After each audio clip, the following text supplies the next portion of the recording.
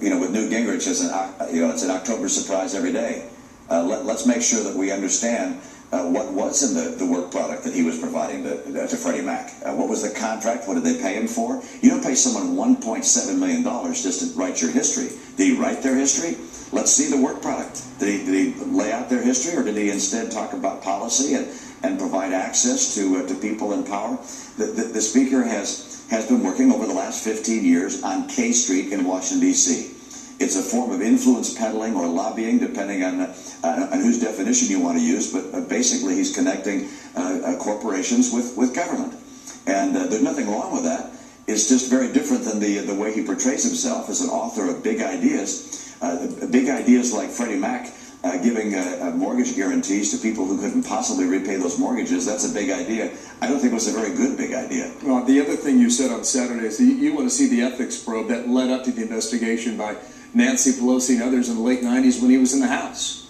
Now, why do you think that's important now? Well, Nancy Pelosi had made comments about the full transcript of what went on with that ethics probe. As you know, the Speaker was the only Speaker in American history to have been reprimanded by his own members, by his Republican members. 88% of them voted to reprimand him, and of course he was forced from office. He resigned in disgrace. So let's look at the full record of what was said, as opposed to the sanitized version of a final report.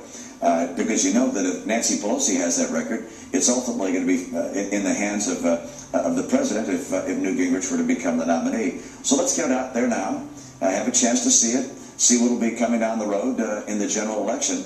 And I think you're going to find in the past, Newt Gingrich has been very vociferous about protecting that record, making sure it doesn't get released. I don't know why he doesn't want to have it released. Let's get out there. Well, there's a debate later tonight. Are you going to call on him now to do that again? Oh, sure. I mean, I'm not sure what questions we'll get asked. I'm not the moderator of the debates, but my guess is we'll be asked to describe our concerns about one another, and I'll point out that the Speaker needs to lay out what he's done at Freddie Mac. He also needs to lay out the full transcript of what was associated with the ethics probe. We need to understand, by the way, who his clients were in the healthcare world, because he was lobbying for a Medicare bill, a health care bill that could have significantly benefited some of his clients. If that's the case, he was not only lobbying and influence peddling, he may have done things that were improper. So let's find out that story now, as opposed to down the road after someone becomes our nominee. On that